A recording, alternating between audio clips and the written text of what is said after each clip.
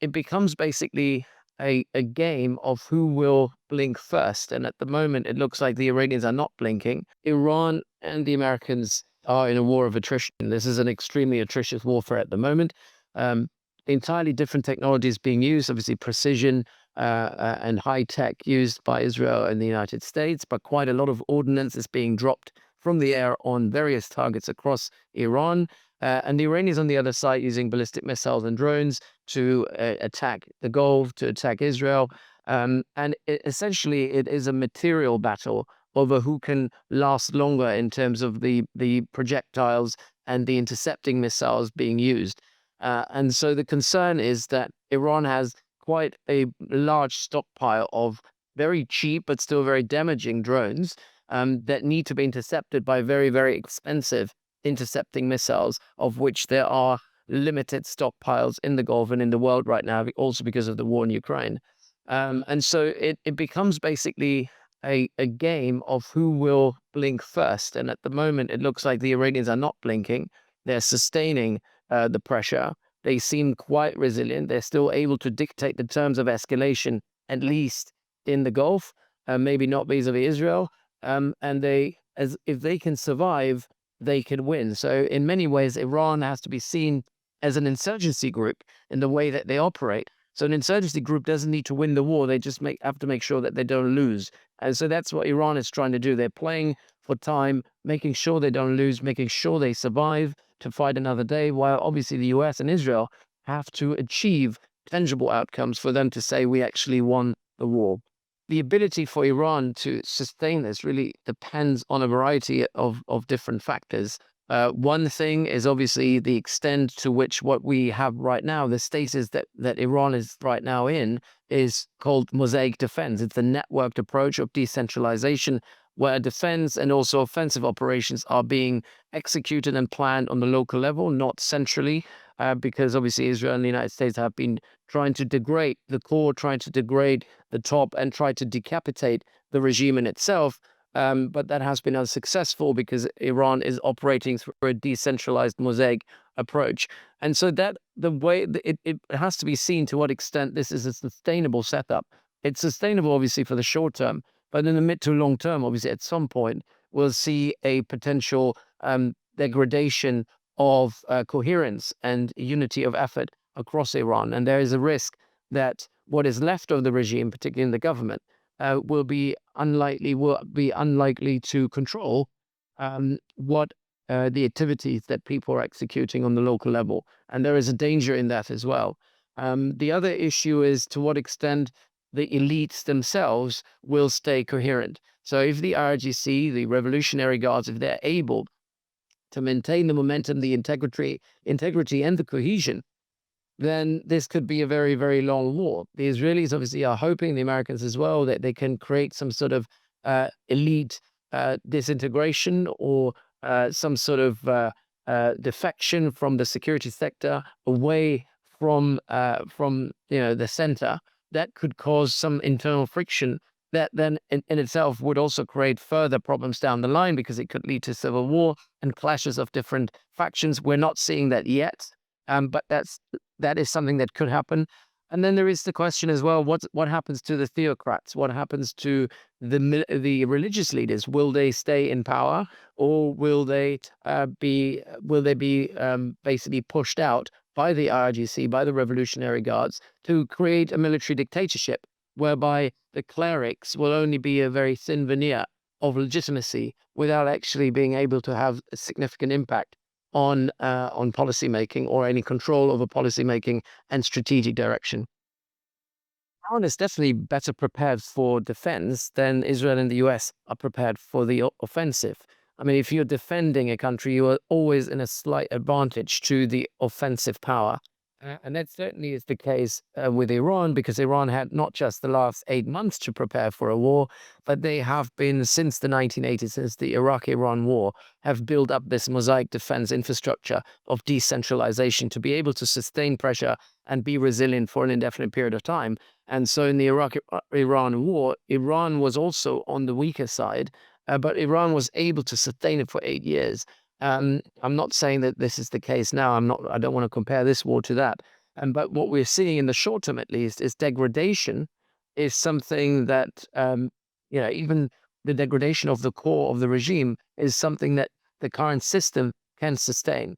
And I think the fact that the Trump administration cannot rely on Arab partners to being dragged in this Israeli war, essentially, and that's particularly true for the Gulf states. The Gulf states don't want to be part of an Israeli war effort. That in itself constrains what the US can do, and it also constrains the freedom of maneuver. The problem is that the United States have to fly all their sorties either from bases far away in Israel or from a carrier strike group. And that in itself limits what the Americans can do. And obviously, the most important problem that this strategy has is that the Americans have no boots on the ground. And without boots on the ground, you can't really create regime change. You can kick the door in and hope that things will collapse, but you're unable to dictate the terms and shape the outcome of what will be a very, very messy regime collapse, if that is actually on the cards, because at the moment, it doesn't look like it is. It's quite surprising that Russia and China have done absolutely nothing to back up the Iranian regime. There was always a lot of talk of strategic alliances and Iran being able to rely on the Russians. None of that has happened. Actually, Russia is probably a key benefactor of this war because now we have a contraction of energy supplies to the energy markets, oil and gas. That usually helps the Russians because they do have oil and gas.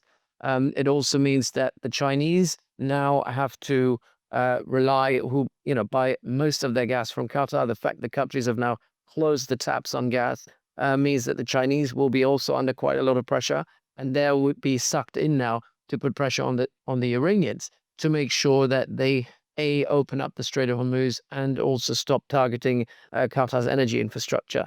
So that pressure is mounting at the moment. But if you take a grand strategic sort of view on this, the Chinese are laughing at the moment because again, the Americans seem to be sucked in to an Israeli first operation that doesn't serve American interest, doesn't serve long-term interests of the United States, and kind of takes the bandwidth and focus of the Americans away from the Indo-Pacific, particularly vis-a-vis China, and gives China more breathing space to do what they want to do. And as Napoleon once said, the Chinese would be stupid to interfere right now because, don't stop your enemy when he's making a mistake.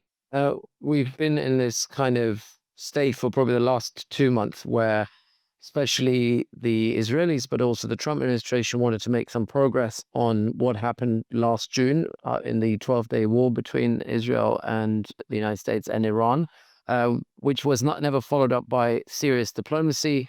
Trump administration kind of lost track. And then around December time, they were thinking to re-engage. And then obviously we had quite a massive uprising in Iran against the regime. And then the regime cracked down quite harshly, killing probably tens of thousands of people, which then was used somewhat as a narrative by the Trump administration of saying enough is enough. We'll have to do something. I don't think there was any real concern for the lives of people on the ground in America, but certainly it was a pretext to re-engage Iran on the nuclear issue. And so why striking now? The nuclear issue was obviously in negotiation for the last 4 weeks. Oman, Qatar, Saudi Arabia, Egypt, and Turkey were all involved in that negotiation. They developed a framework that the Iranians accepted, that the US accepted, but was based only on the nuclear program. And there was substantial progress made on this nuclear deal or trying to build a new nuclear deal, but it excluded missiles because the Iranians said initially we're not talking about our missile program. And the Israelis said we need to talk about the missile program. We need to eliminate the missile program. And that was not a problem for the US initially, but then obviously the Israelis realized that the window of opportunity to strike Iran, strike the missile program, that window was closing because once the US had signed a deal with the Iranians, the Americans would not come in and support Israel in a campaign. So in many ways, Netanyahu then lobbied the Trump administration. The Israelis really, really wanted to get an opportunity to get in on Iran and destroy that missile program. And they were basically telling the Trump administration, if you don't support us, we will do it alone. And you will look quite weak because you will not be in a position to do anything about it. And at the same time, you will be ill prepared for a war to defend us and to defend the Gulf states. So Trump then doubled down and said, okay, we'll probably have to go along with the Israelis so that we don't look weak. There's very little that the Chinese can do. Like the Russians, they don't care about the disruption in the energy markets. Like I said, higher prices is good for them. And it might be that the Chinese have to divert some of their imports away from the Gulf and try to get it from Russia. But obviously, these things don't happen overnight. It takes quite a long time. So I think that the Russians are not concerned at all with this current status quo. And anything that keeps the Americans focused on the Middle East means they can't support the Europeans in Ukraine. So that is certainly in Russia's interest. The Chinese, they're probably under more pressure, but I don't think at the moment, at least, there is any plan to get involved militarily. They will use diplomacy. They will try to speak to the Iranians. But the problem also here is even if you have a channel to speak to the Iranians, the fact that everything is decentralized now makes it increasingly difficult to come to a conclusion on the strategic level with interlocutors in Iran, and then having them to translate any agreements to activity on the ground. That's very difficult. It will take a long time. So I think the Chinese are now sitting and waiting, hoping that war will have to take its course, and hoping that in a few days this everything will kind of calm down a little bit. But that's obviously very optimistically thought. But the RAF base in Cyprus is in British territory. That is British sovereign soil. So that was a direct attack on the United Kingdom. It likely didn't come from Iran, but from Hezbollah. And so there is another kind of layer of problems here, because if now the axis of resistance are joining the war, we certainly see that some of the groups, these Iran-aligned groups in Iraq have joined the effort. Hezbollah has joined the effort. The Houthis so far have not, but that creates a whole bunch of different problems. But the UK has been under attack, even if by proxy, and that means that the UK will have to somewhat get involved, at least defensively, and they're doing that. The United Kingdom is now actively supporting their allies and partners in the Gulf. There is a joint squadron between the Royal Air Force and the Qatari Air Force. They have been flying sorties. They've been intercepting incoming drones and missiles. So the UK is already on the forefront defensively and defending their partners in the Gulf. The French will likely join as well, but that is separate from the war effort that is led by the Israelis and the Americans. And the UK has been very clear that they're not supporting this Israeli approach. And the same is true for the French and the Germans. They're supporting their Gulf partners. They're not supporting the Israeli war effort. I think the UK obviously has to defend its sovereign territory. So sending the Royal Navy to protect the Cyprus base, that's part of home defense. That is a natural thing to do. I think what would be more significant, and I don't think the Royal Navy has the current capacity to do it, is to actually send an anti-drone ship into the Gulf to actually help with intercepting incoming drones and missiles in the Gulf. That would be a more significant sort of move by the UK, but I don't think we have the capacity at the moment to do that. I think it's very difficult to say that, this could escalate even further. I think it has already spiraled out of control. The attacks on the Gulf states, the breadth of attacks, the way that Iran is using a variety of different projectiles to do it against civilian targets, civilian infrastructure, is highly problematic, and is something that the Gulf states did not expect at this intensity that early on. So it has very much spiraled out of control. It could get slightly worse if we have more high casualty attacks on the Gulf. It could get worse in a way that if we actually see a serious hit on refineries and energy infrastructure in the Gulf. But we are already on that sort of trajectory. And so the nightmare scenario is one where there is infighting in Iran. Different non-state actors are being trained and equipped and empowered to topple the regime. This has been one of the suggestions by Trump and also the Israelis, to kind of build a surrogate force inside Iran to take the fight against the regime domestically. That would cause chaos, and that would kind of derail this entire conflict potentially into a Syria scenario of 14 years of civil war that will not go into either direction and will leave this war unended or unfinished, because Trump doesn't have the breadth. He doesn't have the bandwidth to see this through. And so if he starts something and you actually only finishing it half and leaving the regime in place, or leaving it weakly in place and then being contested by another internal force, that would be the nightmare scenario for the Gulf states, because you'll have all kinds of non-state actors roaming around uncontrolled, without any oversight. And that would certainly spill over into the maritime domain in the Gulf, but also will spill over the land borders into neighboring countries. The fact that the Gulf states have emerged as key global hubs for energy, for financial products, in logistics, means that any sort of disruption of these global flows makes this a global problem. This is not a locally contained regional problem.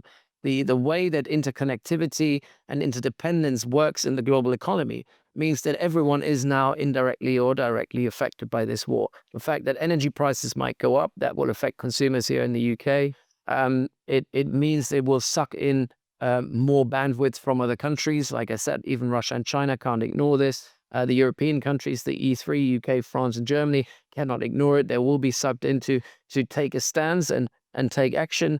And if we now see these non-state actors that Iran controls or influences also jumping onto the bandwagon, then we have a war that is, in terms of ramifications, is certainly much bigger than a locally contained conflict. I think we are heading towards an extra-regional global conflict. Well, the Strait of Hormuz is the most significant, at least for the energy markets, most significant freight route and the most important trading choke point in the world. The closure of the Strait of Hormuz was always the nightmare scenario for the last 50 years in every war game, that the Iranians could do this. It's not, the idea was always, or the fear was, that the Iranians might actually mine the strait. They haven't done this, but they don't have to do it anymore. Today, obviously, if you look at the globally interconnected shipping and insurance industry, the mere threat and obviously the occasional firing of projectiles on passing tankers or passing vessels through the Strait of Hormuz, that is a signal that is so strong. That means that the shipping and insurance industry cannot ignore it. Premiums have gone through the roof, so most shipping companies cannot afford to actually insure their vessels to go through the Strait of Hormuz at the moment. And so you don't have any ships coming in, you have no ships going out. That severely undermines the flow of oil and gas out from this part of the world into other, particularly into East Asia, but also into Europe and other places in the world. That is something that the world economy cannot sustain indefinitely, and we will need a solution for that. But it's one of the few pressure points that Iran has to kind of hold the global energy economy for ransom. And they're using it at the moment. And so the Chinese have now come in and said, okay, we'll have to do something about it.